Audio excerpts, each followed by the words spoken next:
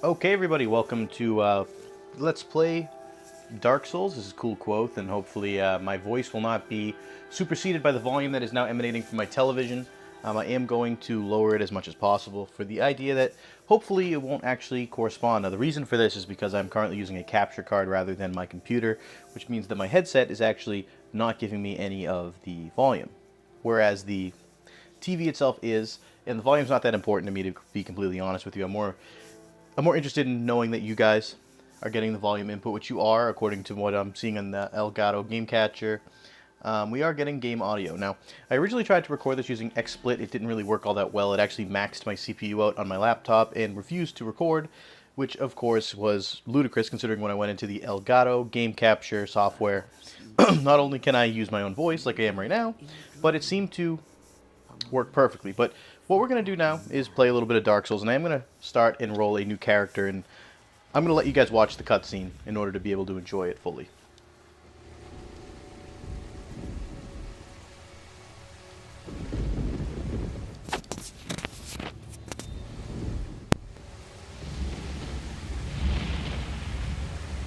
A place where souls may mend your ailing mind.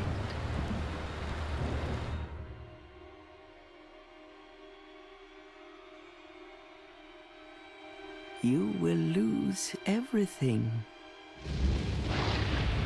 once branded. The symbol of the curse. An augur of darkness. Your past, your future, your very light.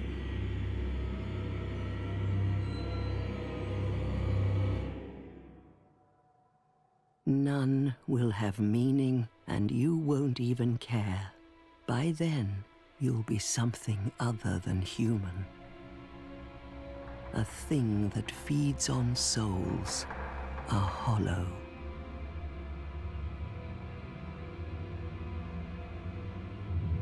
Long ago, in a walled-off land far to the north, a great king built a great kingdom. I believe they called it Drang Lake. Perhaps you're familiar. No, how could you be? But one day, you will stand before its decrepit gate without really knowing why.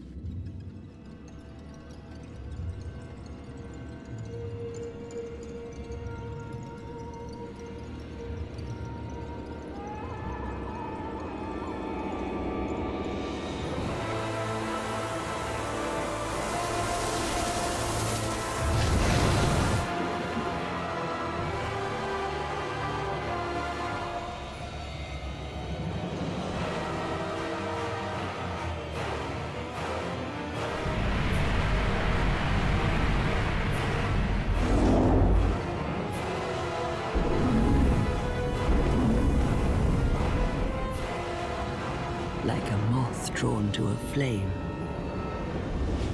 your wings will burn in anguish, time after time.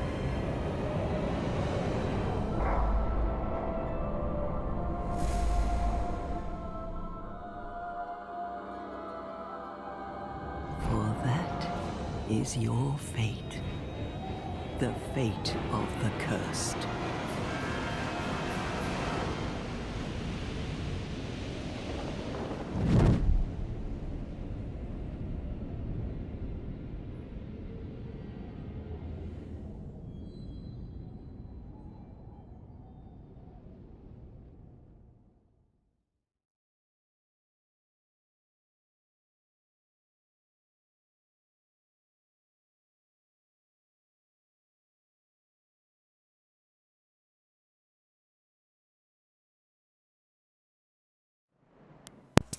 Okay, everybody. So, hope you guys like the cutscene.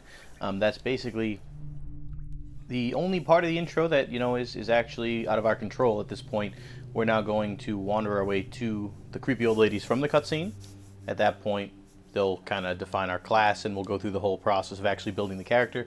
I think I will end the first episode there to try to keep it short and sweet and succinct. I noticed that first episode with Dark Souls can tend to be a little, at least from my experience with the first Dark Souls game, can be a little difficult to get into if you're actually watching it as an audience member. So I'm going to see if I can make it as quick and simple as possible. So I'll just kind of show you things betwixt. As you can see here, not a lot to see. I can't remember. I feel like there's one item around one of these pillars or something like that that I was able to get last time. But for the most part, not too much to see in the area, as you can tell. Essentially, this is just your generic starting area.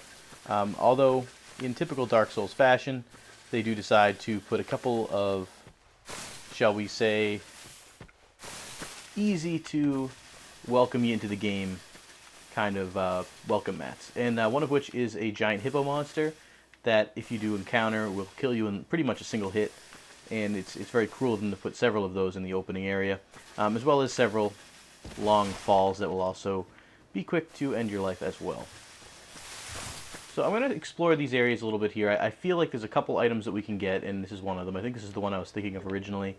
You have a rusted coin, which I really don't know the use of. And I believe there's an item that we can run past a hippo monster to get up on the side here as well. If we run along this way. Nope. Never mind me, I don't know what I'm talking about. Okay, so the hippo monster's over this way. I had done this once before. I've only been in the process of one playthrough of this game. And from what I can see here, it looks like, at least at the very least, they, you find the secret trail and they kind of put all these really ominous looking tracks up to this giant monster. And you might think to yourself, maybe it's a really good idea to not attack him, because he looks like if he aggroes, then he will kill you. There is an item over there, and you can grab it. And I think I'm going to try to run in and do so. But, no, I'm going to aggro him. And he's going to kill me. Okay, so that was a horrible idea. I was trying to aggro him and run out. But as you can see, he's very easy to underestimate. And a lot of newbies probably did exactly what I just did. And the worst part is I actually knew that he was going to do it.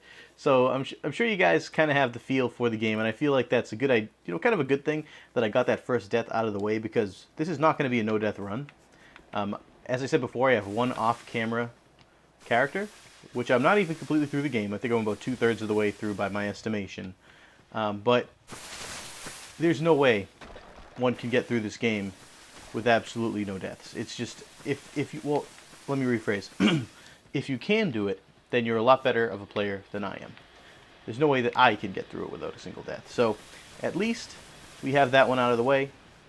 And just for the sake of honesty, I am not going to delete it or anything like that. I am going to try to aggro this guy the correct way.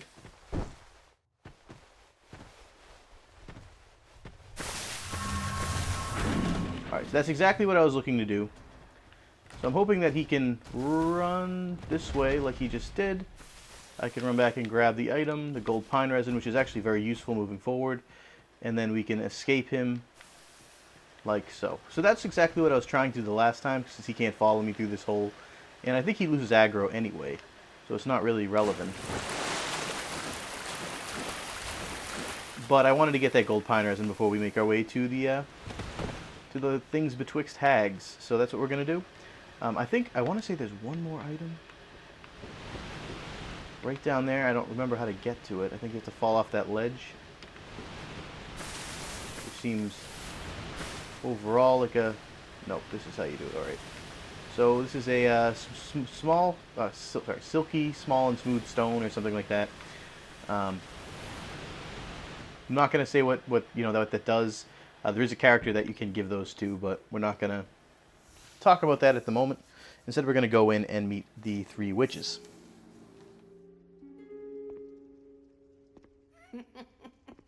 What seems to be the ruckus?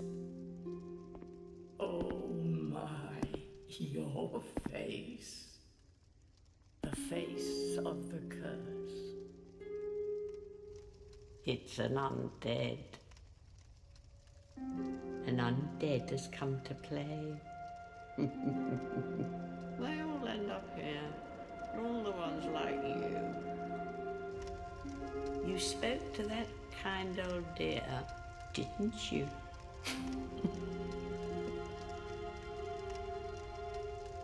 You're finished. You'll go hollow. Yes, you'll become one of them. Well, thank you very much. Hollows prey upon men, feast upon their souls. This is the fate of the cursed.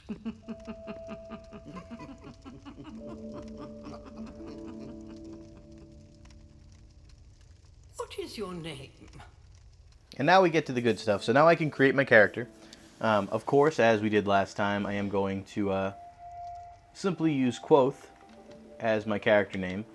He'll be kind of a return to the last character we played as in Dark Souls, the original. I want to say Dark Souls 1, but that's not really the name of the game. It's just Dark Souls. This one being Dark Souls 2, and of course the beginning game being Demon Souls, a game that I was never really successful at beating. So we're gonna go with just Kvothe. At least you know your own name. Here's your reward for sharing. It's a human effigy. Take a closer look. Who do you think it's supposed to be? Think back, deep into your past. Yes, it's an effigy of you.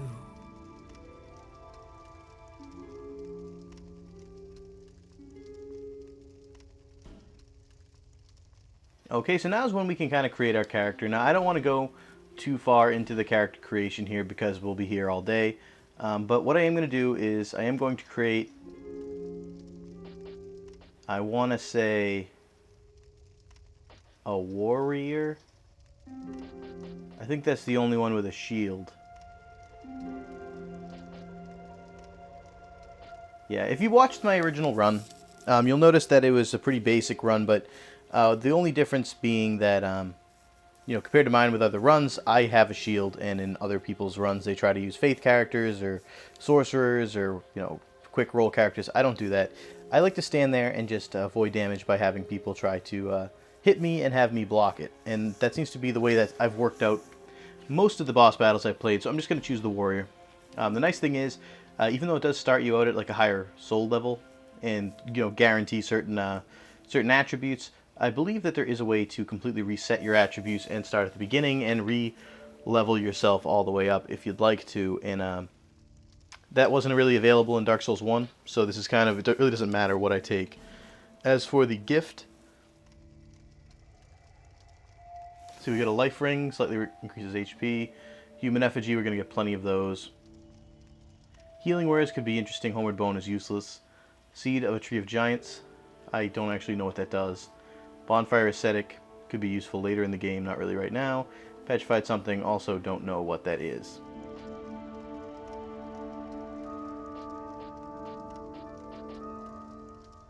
I'm going to go with the life ring, because we don't actually have any rings at the beginning of the game, and it might be nice to have it. I don't actually know if it's any good, but we're just going to do that. As for the body and the face and so on and so forth, we can take a real quick look here. Gender, I'm going to use a guy. Build. This guy's a little too. That one looks like the one we want. Now we can be super strong, I guess. And as for face, I really only care about one thing, and that's the hair. Based on the character by which I name my current character. We have to make his hair red. Other than that,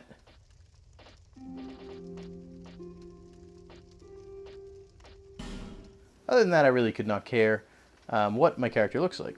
So we're just going to do that. Homeland. We'll use that one. Okay, so we're going to finalize creation of the character. And move forward from there with the with Kvothe created. All people come here for the same reason. To break the curse. You're no different, I should think. Doesn't stand a chance. Well, you never know.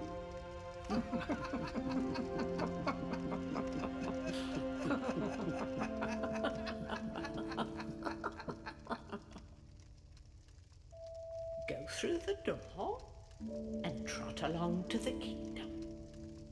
But remember, hold on to your souls. They're all that keep you from going hollow. Oh, I'll fool you no longer. You lose your souls. All of them. Over and over again.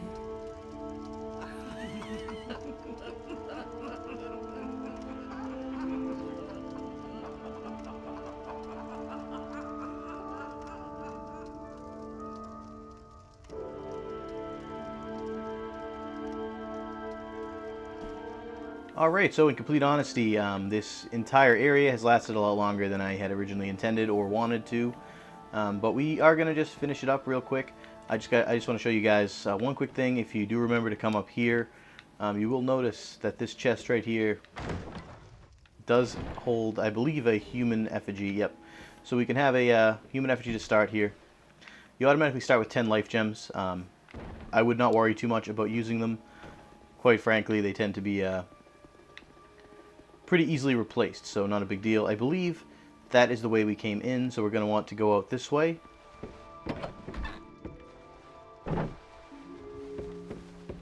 And of course I guessed wrong, so we're going to want to go out this way.